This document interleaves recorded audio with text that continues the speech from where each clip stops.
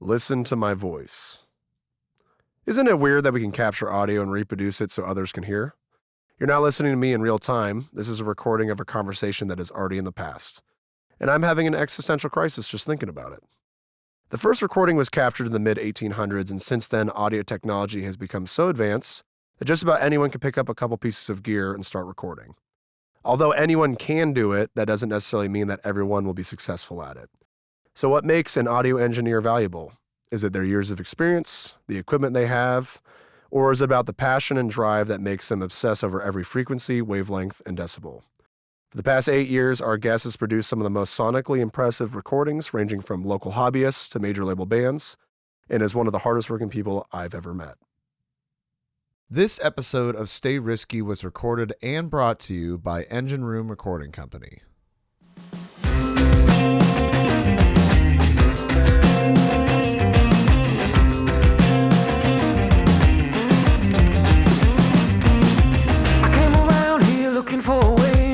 Myself outside with everybody else.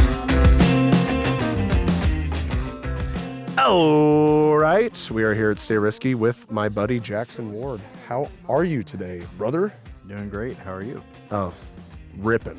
Riffing. I'm excited I got you in here because you're a very hard man to get a hold of. You've been so busy with all of your projects, all of your things going out. Tell us a little bit about what's recently come out. Oh boy, lots of good stuff. Most recent thing, actually, this past week, new drum library came out. So that is a product I put out with Spectre Digital. That's Glenn Fricker's YouTube. Right. You may know him from YouTube, but that's his software company. So I've been developing a bunch of drum libraries with them over the years, and we just put out an update for the first kit. So we added a bunch of cool pieces to it. So that launched a couple days ago. So that's been the most recent thing that's come out. If we're talking music and singles, I honestly don't know because there's a lot. So much. There's so much that I've been doing. I'm not great, really sure Yeah, when. I don't know when things come out. People are just like it's out. they leave the studio and then like a year passes and sometimes a year goes before they put anything out that we've finished, or they put it out the next day. I don't know. That's awesome. Well, and a very interesting about Jackson that some people might not know is he's been taking a break from social media, just in general in terms of usage, which I'm jealous because I wish that we could. I'm jealous too, Yeah, Ben and I run like 12 different pages and it's exhausting. It is exhausting. But the cool thing is you've built up the business so much that, you're all word of mouth and referrals and, you have stuff, you've used social media, but you've been taking that break, but you've still seen a steady flow of work, right? Yeah, it's funny you bring that up. So for me, social media helped me like 10 years ago when I was getting kind of off the ground. Sure. Yeah. Started a YouTube channel when I was in high school, just putting like drum covers up. And With a 18 to 25 piece Neil Peart custom kit. Yeah, on a pretty absurd drum kit, I will say. So yeah, I was, making these drum covers, and it helped kind of get the ball rolling in terms of people, seeing like, oh, okay, this guy can play, halfway decent. And, it kind of got my foot in the door for some projects musically. And then that snowballed into just making more relationships and connections. Well, it's weird what happens when you use social media correctly. Yeah. Right. And that was like 10 plus years ago. Yeah. So that was before people were like, oh, you must use Instagram like this, and this to network. It was and the create Wild your West business. then. It was the Wild West. Like, if you got 100,000 views on a YouTube video, that was a big deal at the time. Now that's kind of like you hit the algorithm right. Sure. It's not impossible to do. There's just so many people on the platform, but at the time that was just a more raw and early stages thing. So getting into YouTube at that level, and then networking in like Facebook groups and for engineers or That's how you and producers, I all that stuff. Yeah, we reconnected because Jackson and I went to college together, and we had a class together, but we weren't necessarily like friends. We didn't really hang out. We kind of not that like I didn't like you, we just didn't talk really. And then Jackson actually hit me up. He slid into my DMs. Ooh. yeah. Because I knew what you were doing. Oh, I would post videos of me playing guitar, and he's like, oh man, that's sick. Oh man, that's sick. And then he's like, hey, by the way, I'm an audio engineer. And no, but Jackson and I reconnected, and I think we had a meeting like December 2019 or January. It was like right before the world shut down. Yeah. And we both had been like, we're starting our businesses. We're doing this. Let's do some I want to stuff. say it was like the summer before. Well, we met a few 20 times, and then I yeah. think because did you go full time like right before 2020? Yeah, yeah. So I quit my day job and I went full time in February of 20. Oh, dude, perfect timing. Your guys' like storylines, because they're so parallel. At the same it's time. literally like the Disney version of the Tale as Old as Time, the two of you, because he quit his job and went full time Yep. right before It was 2020. it was August, but yeah, I mean it was around but that time. still, yeah. I mean, it's like Yeah, awful time to quit. Bright-eyed, bushy-tailed, Yeah. ready to take on the world, and the world was like, ah. for those Take who, that! nobody can see this, but it's really cute to watch these two interact. Yeah, we're actually holding hands. Weird. But no, but then obviously that happened. So, but you said you've really stayed steady on. Like, there's really never been a slowdown. If anything, you just constantly ramped up in terms of your work and stuff like that, right? Yeah, I mean, like anything, especially when you're a freelancer thing, you have your good days and your bad. You have your busy months and your slow months. Sure. But generally speaking, things have just continued to trend upward. What do you do when you're a little bit slower? I mean, are you then spending more time like educating yourself on advancements in technology, or trying to find ways to push like the projects that you know when you were busy? Are you finding ways to advance them, or do you just shut off? Do you like go out in the wilderness? Do you? I mean, like, what do you do? There, unfortunately, is no shutting off for Okay, me. okay. I just can't do If you it. think I work myself to death, he does it 5 times over. Okay. No joke. Yeah. So, so yeah, I'll be honest. Even at this point in my career, it feels weird to say that. I'm like anyone else. I mean, if things are like, oh shit, what's going on this month? I don't want to say I panic, but I'm like, there's definitely You moments want to of occupy like, the time. yeah, like I need to fill this time. How am I going to do it? What's the best use of Yeah. my time for this window? Is it working on a future product that I'm not going to see income from for like a year or two? Sure. Or should I fill that spot with like a prorated session or something for a Or, like, client that's been marketing wanting to get or- in for a yeah. while? Or do I focus on, there's so many ways. I'm like, okay, what's the best use of that time? So I end up always like filling it one way or another. It's interesting you bring up like, bettering skill set, studying, improving myself. I try to utilize every project to do that. So a lot of the stuff I do, or approaches I take to mixing or producing a project, I'm always trying to come at it from a different angle so that I'm not repeating myself or falling into a rut where I'm just using templating or, like templates are cool and that approach is neat. And like, yeah, it's great to be able to do a project quickly, but I'd really like to give people something that's unique and help an artist develop their own sound. Mhm. And part of doing that, it pushes me to get better or to learn how to engineer and produce in a way that is unique for that project. So that's kind of, what I enjoy. That's part of what keeps me passionate and striving to get better and striving to honestly keep recording and working with new people. Because if I'm going from working on, like a folk project one week and then the next week it's a technical death metal group like Fleshbore, very different things that I'm, taking in the music I'm listening to in my free time to familiarize myself.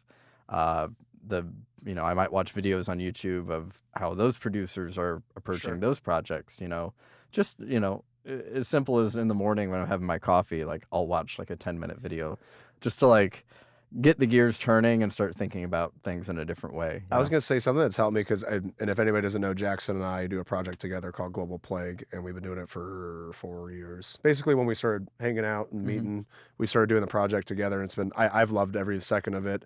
And the funny thing is the longer we've been doing it, the less I listen to metal in my free time. Like I actually listen to like R&B and soul, and like I've actually found like a real fascination with like learning songwriting, I guess, in that aspect of like less is more, trying to make it really clean and concise. And you really help push me as a producer and engineer to like think of things a different way. We just had a vocal session. We just I had my idea and I kind of have like a very boxed in skill set in my brain rhythmically. And he's like, we need to chop it up this way, do this, this, and that. And it came out tremendously better. Like you're not afraid to like be like, hey, we gotta do it this way because this is how the rhythm is going to go and this is how it's going to fit. And overall, this is going to be better for the song, which you and I have the relationship. So it's easy. You can just tell me no. And Right. Yeah, but it's hard to, and we were talking about with the guys that were in here before, is that, ethically you want to have a good client relationship, but you also don't want the music to suffer if you're too buddy, Right. afraid to say certain things. It's great you brought that up. I had this conversation with my friend and client, LaRae Williams, the other day. He's got a great band, Indigo Psych. It's really cool. Mhm. Or Indigo Sky, sorry. And really cool project. Anyway, he and I were having this discussion because when he brought his songs to me, we were in a similar boat. He had the songs written, some of them written for 5+ years. Mhm. And he was like, hey, this is what I've got. But, I know note for note what I'm envisioning for everything. But, I'm kind of open to changing it. We had just met, right? Yeah. This is like our first time working Right. together. And this was like over a year ago. And it was within a few sessions, once we warmed up to each other and that like wall kind of Sure. dropped. And it's like, hey, I love what you're doing here, but why don't we try this? Or have you thought about approaching it from this way? When you can have that open dialogue with somebody, and there's no ego coming from the artist or from the engineer side or producer side, and it's just a conversation about making the music the best it can be. I mean, that's where the best stuff always comes from. It's when you hit a point where you can have that open dialogue. Sure. And you just move quickly and efficiently because the goal in mind now is mutual. And if you can have a dialogue about what that goal is and the specifics of how you're going to get there, it's just so much better. It's much better than when I've had situations with a client where they have that vision and they're stuck They're so to it dead on and it. they don't want to let it go. And I'm like, okay. And those are the sessions where now when I do them, I just know like, I am Pro Tools monkey, and I'm going to sit here, and I'm just going to hit record, Right. and you do exactly Do what you what you say, want. and then you're going to leave, and I'm not going to think about this again, because, like, why should I? And I think on a surface level, it's interesting. We've talked about this a lot, me and Bram, that like it takes so much confidence just to come out of the bedroom, like with this music, this art. Like it takes so much, and some people, it's their baby. It took them everything to get into the studio, to reach out to you, to pull the finances together. That they're like, this is what I want. And this is what's going to be great. And sometimes it does shake out well. Sometimes those people are just they're savants, right? Mhm. I think collaboration is such a key aspect, and I think it takes a lot for an artist to get to that point because you're trusting somebody else. But when you are lucky enough to find somebody that you can connect with and truly trust with your art, this thing that came out of the bedroom when nobody knew, man, it's so precious, And so what you're able to do and helping people move that along when it's the right time is awesome. I mean, it's just such a key thing.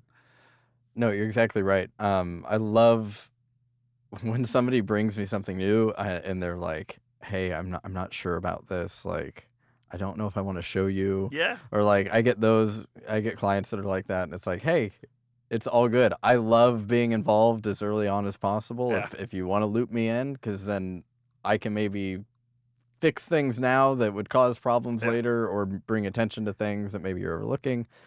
And like having that dynamic with people where they're just comfortable to send Right. you that demo off the iPhone, like that's the best to me. As corny as this sounds, I got a confidence boost when we were in session this past Wednesday because I don't know if you could tell I'm congested. At least Mhm. people listening, I'm congested and I'm coming off of being sick.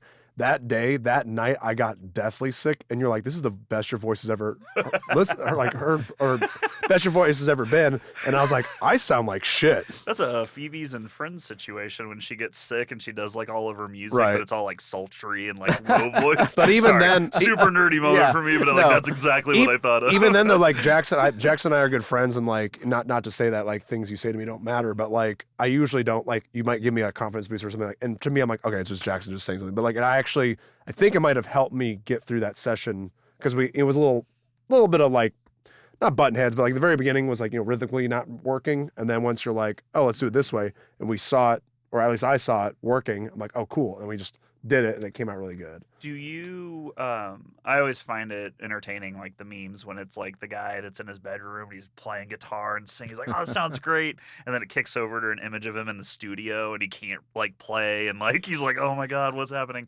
So I find it interesting because with engineers, you got these artists coming in and they're like, okay, I've been practicing and rehearsing. You're like, all right, great, let's put it to a tempo, which is what they should do, like a click track, and they can't play to the click. And they're just struggling. The amount of effort that goes into technically to record like in a studio versus playing live or in your bedroom, two totally separate worlds. Yeah. And like I've seen bands where I'm like, you guys are amazing live, and I'll go listen to the album, like, this is okay. Right. all the juice is gone. Yeah. Right. And some of that, I'm going to be brutally honest, and some people might not like hearing this, but life is life.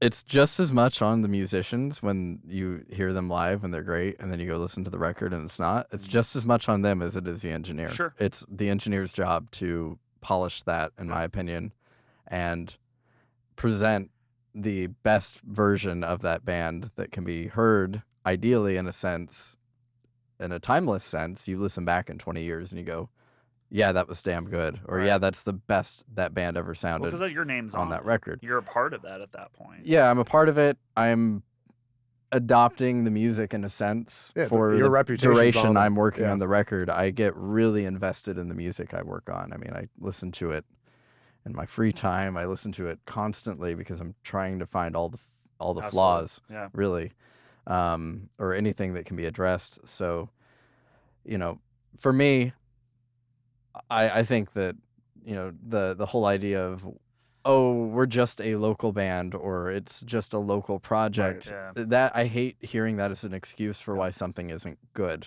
or at a certain level. Right. Like, you shouldn't be hiding behind that. You should be embracing it. Like, okay, we're a local band, but we're going to sound like we're a regional band or a touring band or a label-backed band, because we're going to go and we're going to make the best record we Yeah, if can. you're going to pay for it, you might as Yeah. well have it as good as it can possibly be. Like, Yeah. if you're cutting corners, people will hear it, even if they don't have a trained ear. I mean, you hear recordings where either if it was a budget thing, maybe the musician, it could have been the engineer or whatever, but there's a reason why certain songs get playlisted, and that's like another big aspect of it too, which it sounds kind of shallow, but like if you're a new band and you're not signed and you're not being managed, the number one tool you have is your social media. It's your playlisting. It's like you want to have that music that's sonically good enough that radios want to play it. Even if it's a great song, if it's sonically not good, if the recording's not good, they're not going to play it. They can't. Yeah, if it's really, really bad, for sure. I mean, I'm a believer that the song comes first. There are many examples of poorly recorded songs that Absolutely. are major hits Sure. and have stood the test of time, right? Any Jimi Hendrix album. Stone Temple Pilots drive me insane. Yeah. So, I mean, yeah, there's records that, don't sound great, but they're huge and they have left an impact on people, which to me says the music did its job and the recording did its job enough to convey the emotion of the artist, which is really the whole point of it. So in that case, I guess you could say the engineering did its job, right? Right. Sure. Even if it doesn't sound great. But yeah, I like to just help people get the best thing that they can so that, they're showing it to their kids, grandkids, many decades down the line. They go, wow, I didn't know you were that sick. You know what I mean? Like, Grandpa could Grandpa scream. shreds. Yeah. Yeah, like, that's what I want people to have, like something that they can show and be proud of and stand behind, 5-10 years down the line. Now, yeah, you might listen back to it and be like, as a musician, mature and be like, oh, wow, I can't believe I decided to do this or that. But overall, you can still objectively listen and be like, you know what, we did a really good job for that time, Well, and psychologically, I find it very interesting that we as creatives, like what we put into it, how it comes back over time, kind of like, how do I want to say this? 1 second. Let me pause for a second. Well, you just said something that triggered a great idea. Crap. Triggered. Oh, no, that's not it. The people are waiting. I know. No, sorry, we have time. We're actually ahead of schedule. We were talking about recording studio, or like recording in there being different from live to recording. Well, how about let's do this? No, go ahead. Go to something else. Sorry, I lost Let's it. take I a- had a great question for Let's you. take a break, but when we come back, I want to talk to Jackson about the new studio he's been working with in Vegas and the new contacts there. So we'll take a break and we'll be back. This episode's Trailblazer shout out goes to Cranborne Audio.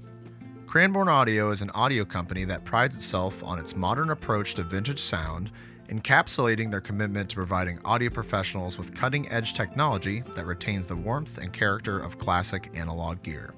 Our guest Jackson uses Cranborne preamps in his studio and swears by their products.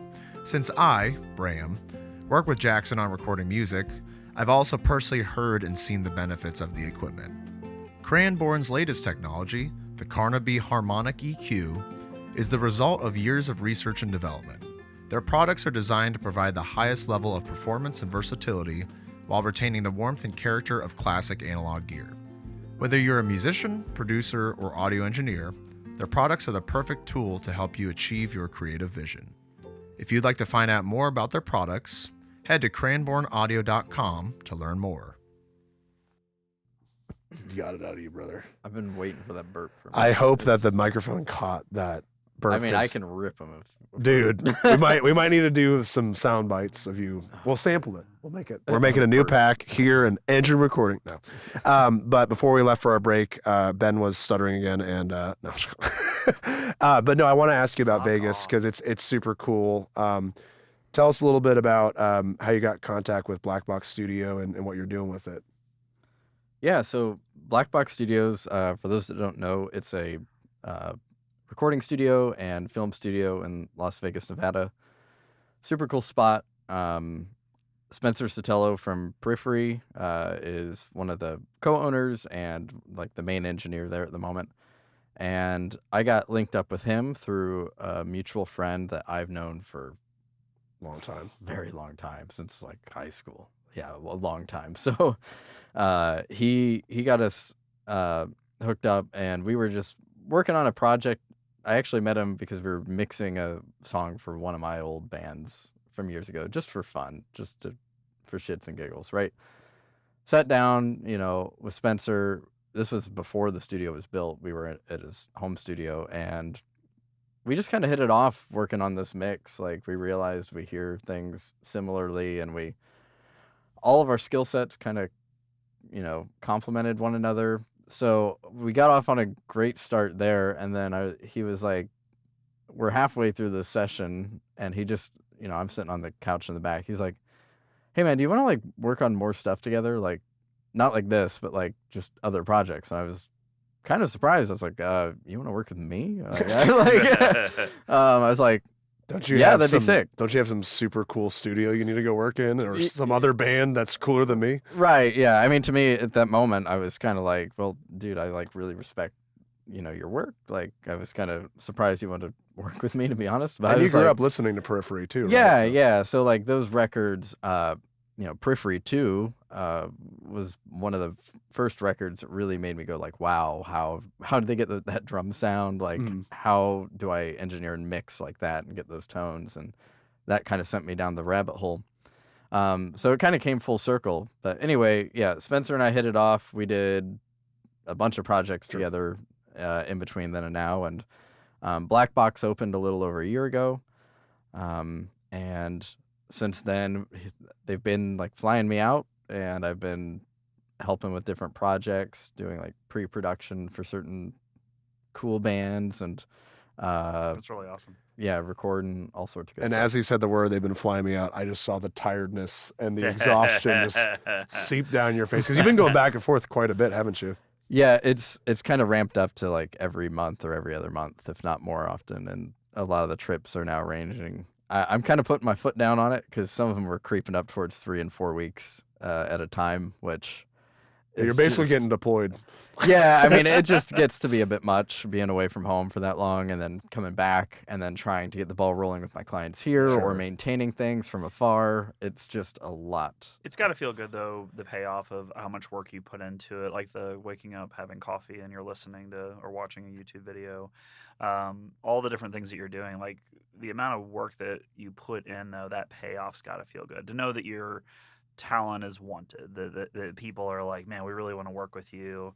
I mean, that's got to be something that kind of motivates you, right? Like, kind of just keeps you being like, I'm gonna keep pushing at this. Like, I guess so. I don't really ever stop and think about that. you should. Because this sounds bad. I'm never happy with where I'm at. Sure. This is actually a therapy session Yeah, for it's Jackson. therapy. No, it's it's definitely kind of a problem. But I'm just always obsessed with pushing, and I'm Yeah. always focused on the next thing or lack thereof at times. And I'm like, what's next? What's bigger? What's better? What can I be pushing? Yeah, I toward? think your levels of success don't change how you think about it. Like whether you're working at Black Box or you're working with someone who just is recording the first time, it's the same amount of effort, the same amount of same brain mentality power. Yeah. all the time. Yeah, I don't know. Working at Black Box has been super rewarding, though. I do want to say that. Like, that facility is beautiful. The team there is fantastic. Yeah. Raul and Spencer and Brian and Alec and Ty. They've been so great to work with. I've learned so much from those guys. Yeah.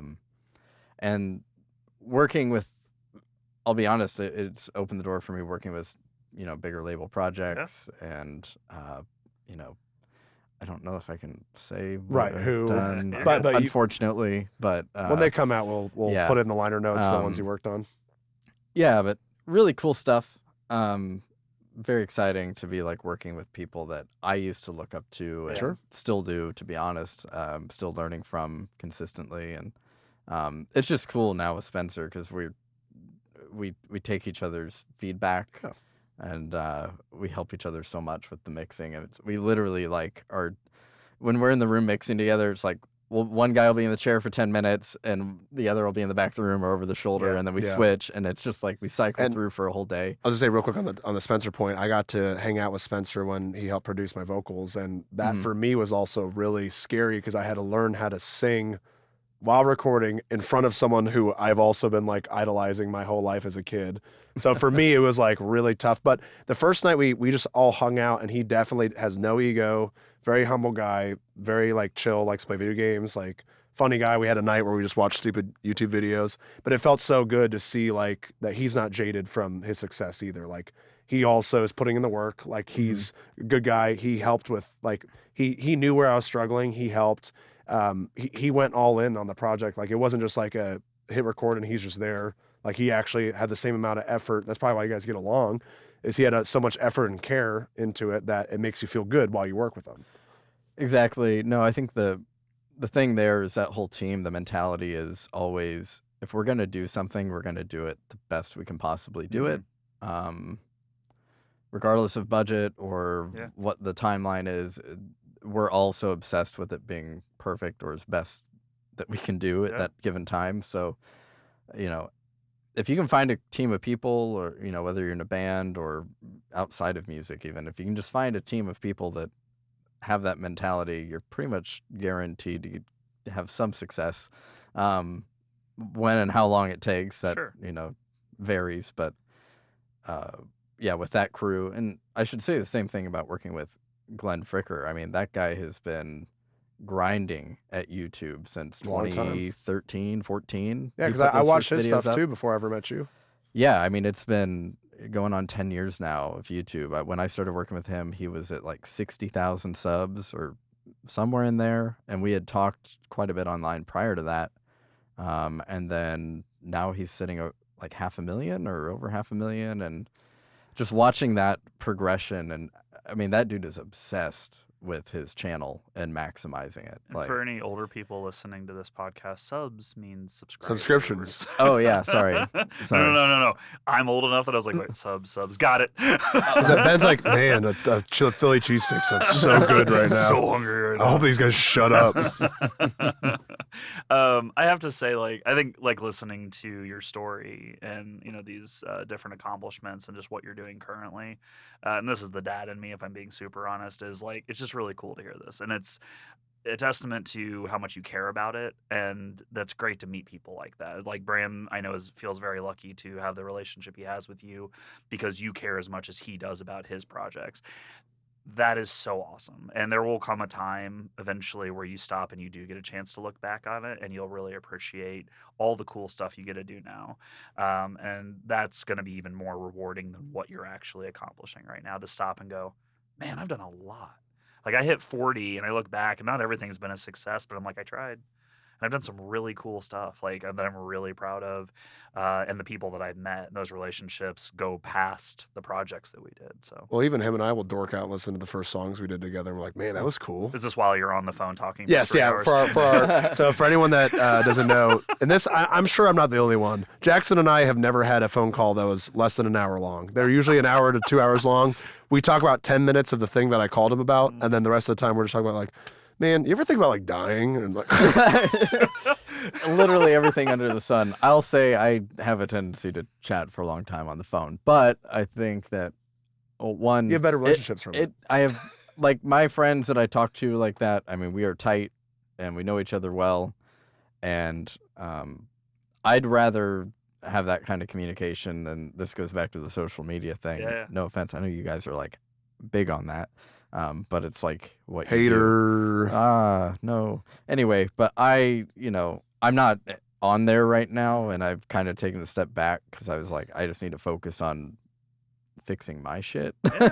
Well, I think the social media thing, because we're big on it from a level of foundation. But for me, like, balance is a huge part of anything that we do, no matter what you apply it to. But it's more on social media. I think it's like riding a bike, because you go back and forth. You need to keep a little bit of balance, and it's okay if you take a break, but then you come back to it, and you give yourself that chance to almost cleanse the palate. Like you were talking about projects earlier, you might be doing death metal and then something completely different. I mean, there has to be a palate cleanser in there for you to focus or pivot, switch gears. So I mean, taking a break on social is not a bad thing. I mean, we talk about it all the time. It's like, is there a way that we can space this out for a little bit Or pay someone to do it? Yeah. Well, yeah, I mean, I recognize fully the importance of it, but taking time away from it, it kind of makes you step back and really evaluate. Absolutely. When you're not being shown all the people that you know all the time on your phone, Yeah, you're constantly. and then you have to actually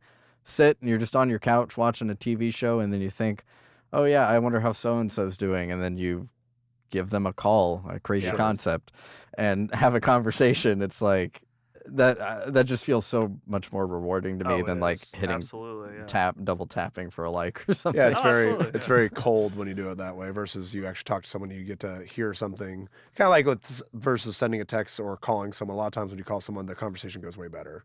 Yeah, you can hear in their voice like, are they doing okay? Yeah. Or like, because everyone's always putting a projection up online. Sure, it's gonna be the best version of it. Or some people put up the worst version of their life all the time. Yeah, depending on the type. Yeah, for sure. But we talk on mental health a lot because and I always say this in every show that we talk about it. Ben's helped me kind of really get in touch with like my emotional side of things and also the mental health thing too, because it is something that if you push it aside, it'll boil up and blow over.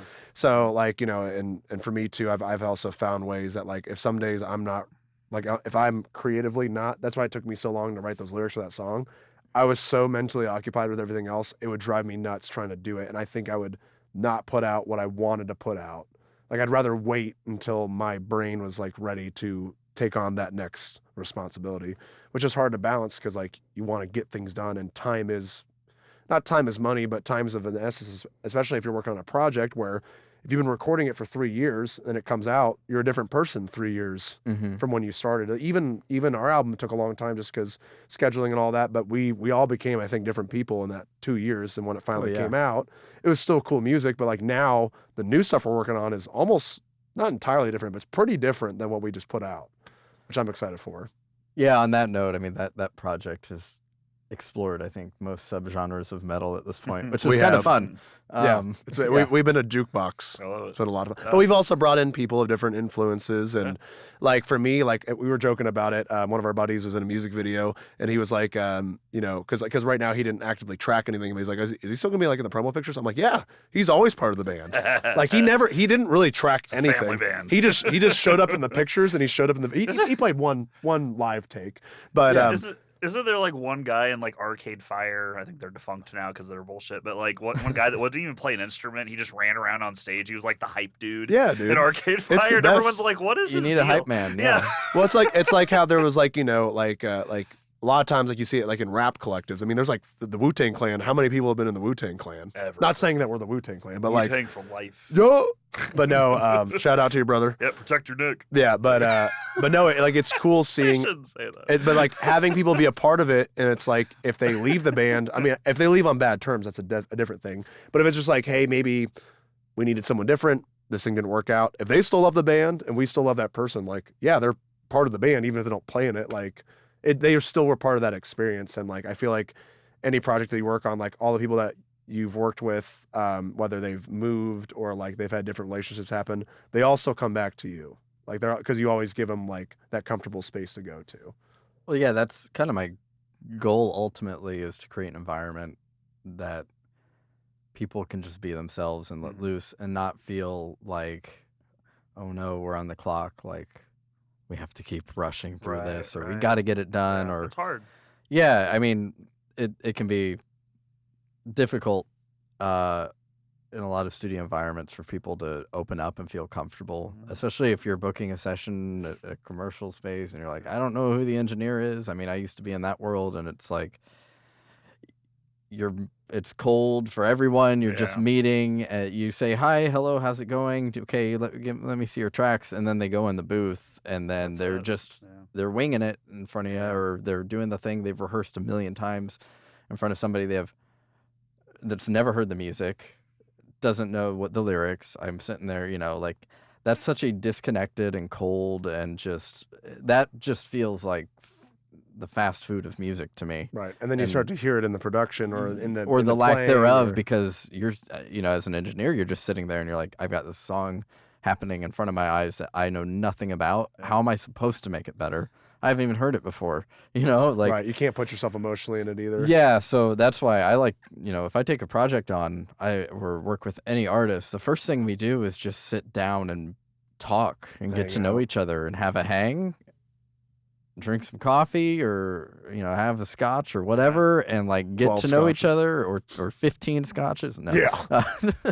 No, but get to know each other and be like, okay, what are your goals? I always ask people, what's your goal for this project or this record or whatever it may be, your band, and work back from there because it tells me if they look at me and they go, well, I don't know, I guess maybe play some shows. Then I go immediately like, all right, like you don't have an end sight in mind.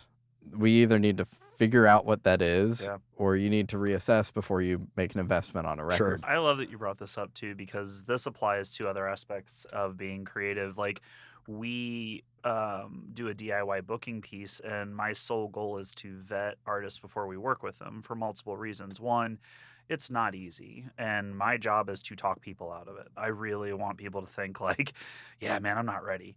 Because if I can then get past that piece and they're like, no, we can do if X, they're we ready, can what do you this, say is not going to matter. and they're like, yeah, they're in. And I'm like, okay, cool.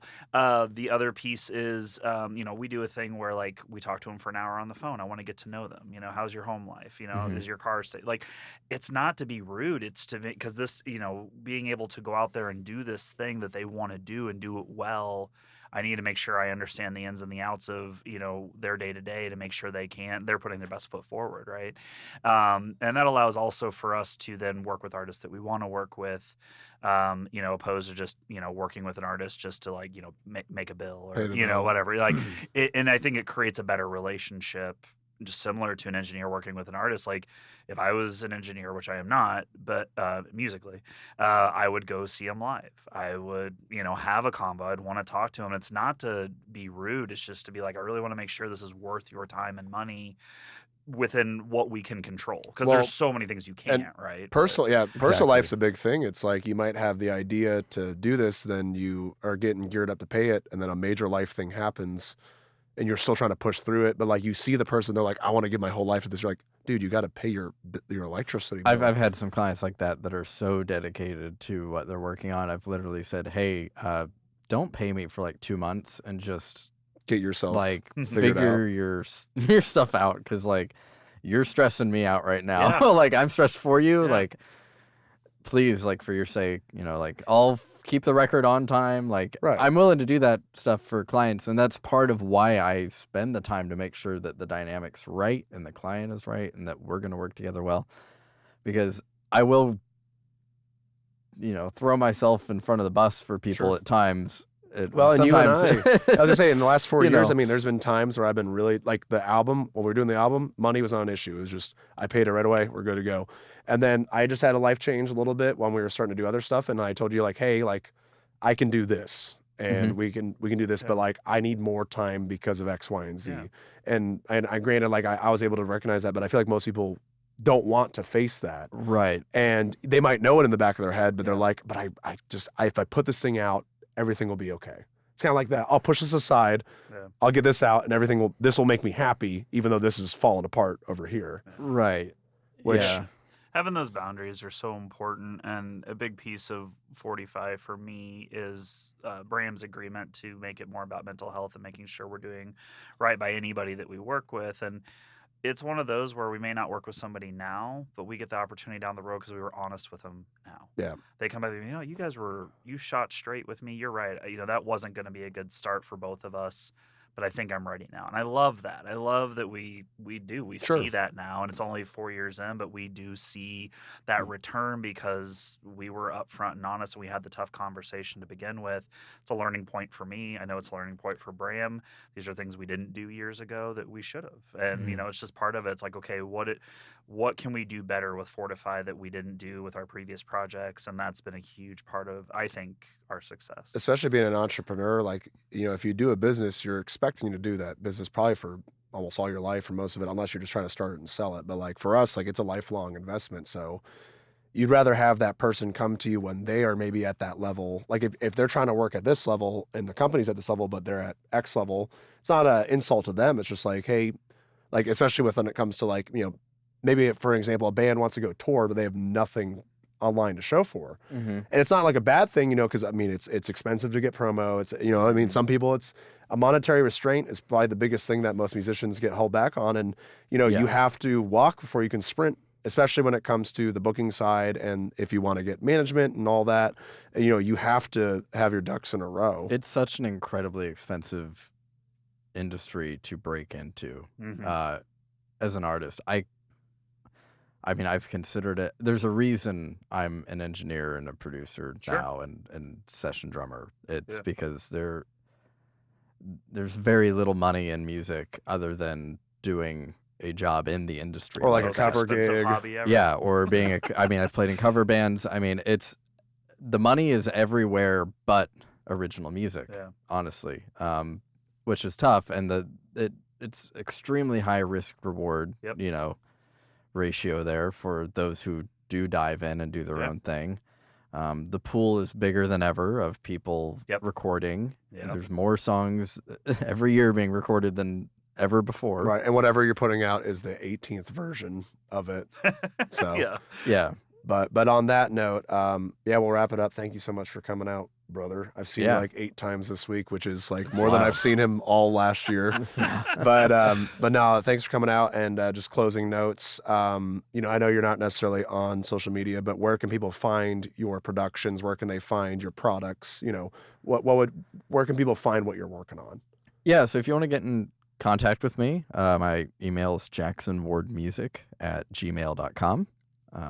If you are interested in any of the products I have, they're available on Spectre Digital on their website.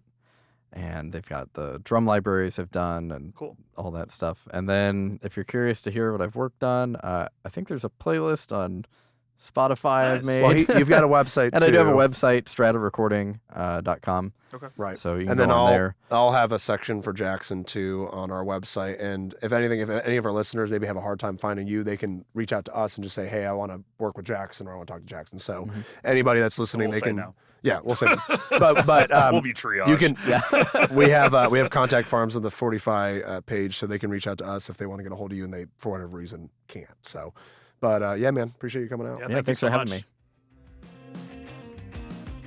Engine Room Recording Company, located in Broderpool Village just north of downtown Indianapolis, specializes in making your projects go.